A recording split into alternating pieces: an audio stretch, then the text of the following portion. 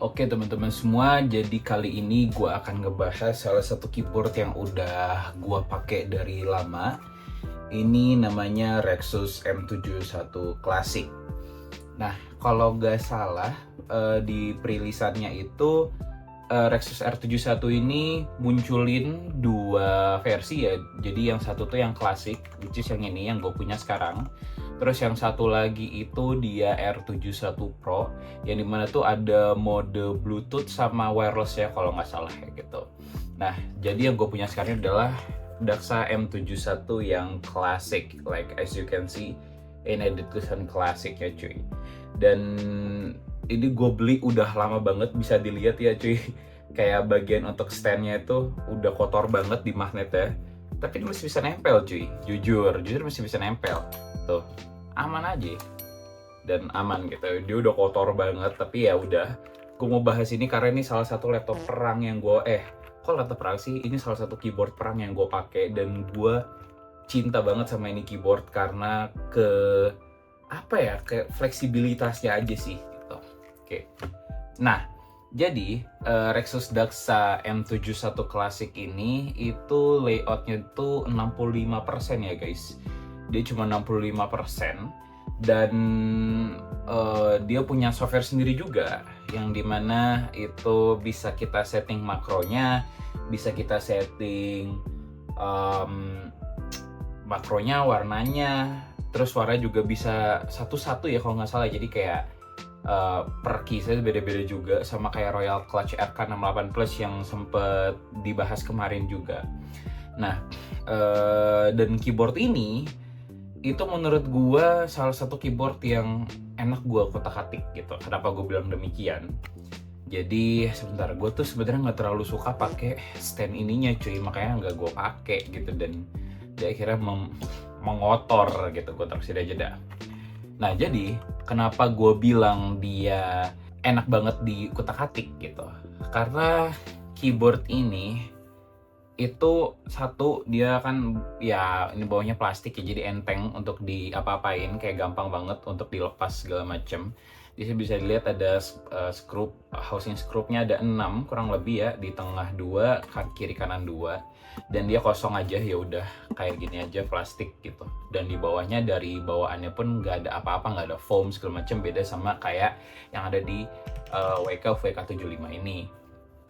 Nah, keyboard gue yang ini itu jujur udah gua kasih ini apa ngomongnya ya, Tempest mode. Gue nggak tahu sih ini kok kadang dia ngomongnya Tempest mode, tapi kayak ya dikasih kayak tape kayak gini lah gitu. Dan ya as you can see, murnya yang ini masih ada, beda kayak yang kemarin tuh murnya juga masih ada sih kalau untuk ke plate-nya ya, tapi yang nggak ada tuh dari untuk ngencengin PCB sama housingnya gitu loh. Nah, tapi gue sering banget pakai keyboard ini itu tanpa menggunakan ininya cuy, jadi langsung aja kayak gini. Dan jujur suaranya menurut gue lumayan toki loh. Ini kurang, ini juga kurang, ini kurang, ini juga kurang.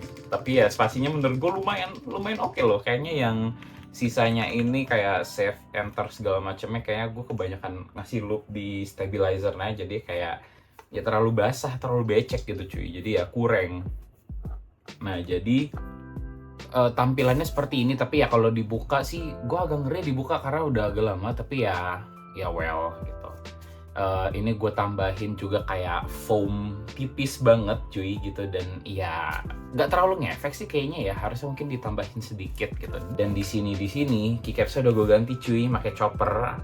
Aduh, gue pakai chopper. Dan ini lucu banget warnanya. Anjing goyang. Oke. Dan ini lucu banget warnanya. Dia ada pink, putih, warna kuning, warna biru muda gitu. Dan ya gue suka aja sih dengan perpaduan warnanya gitu.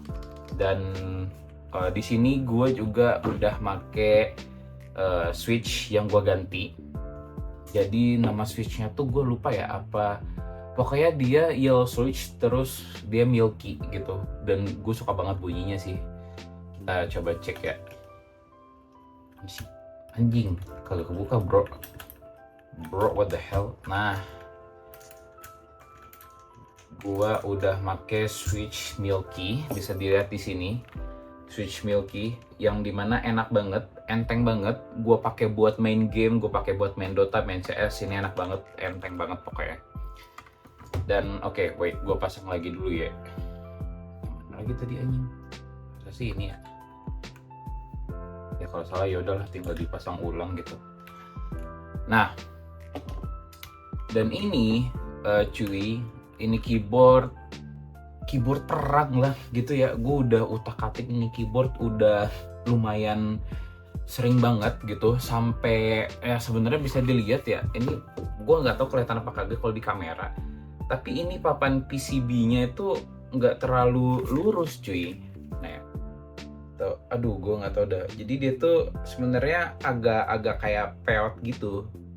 Kayaknya waktu awal-awal gue nyoba custom, gue itu kekencengan untuk masang skrup untuk ngencengin dari sini ke housingnya lagi gitu, ke covernya lagi gitu. Jadi ya sebenarnya agak kayak gitu, tapi gak ngefek sama sekali, jujur aman-aman aja. Toh juga gue masih bisa jago di CS2 bro gitu loh. Tapi ya inilah gitu. Ini salah satu keyboard yang pengen banget gue bahas di video kali ini. Secara harga ini oke banget sih. Secara harga gue waktu beli tuh 500.000 cuy.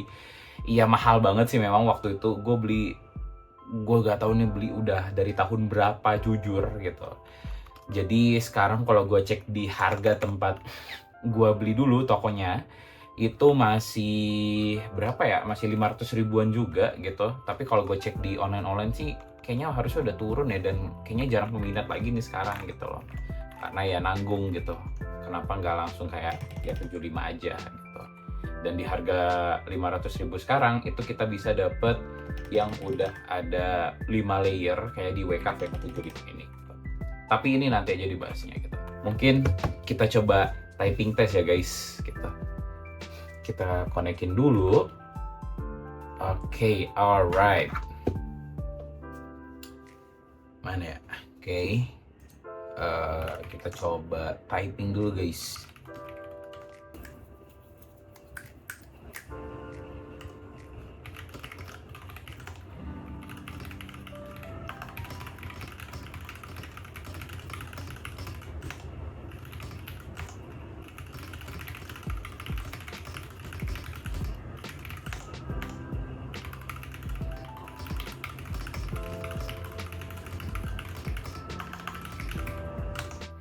Nah, itu dia tadi pembahasan singkat tentang mungkin keyboardnya secara fisik dan look aja ya gitu, karena secara softwarenya gue mager bahas ya di sini jujur, karena kayak aduh gue agak bager karena mirip sama RK68 yang gue bahas kemarin juga. Fiturnya juga nggak beda jauh, dia cuma ada fitur makro ya, lighting aja, jadi kayak ya udah gitu. Kalau kalian mau ada request yang untuk keyboard atau barang lain yang mau gue bahas atau barang yang gue gunakan gitu, itu boleh aja gitu, tinggalin di komen. Jadi ya udah, stay tune for the next episode. Cheers guys.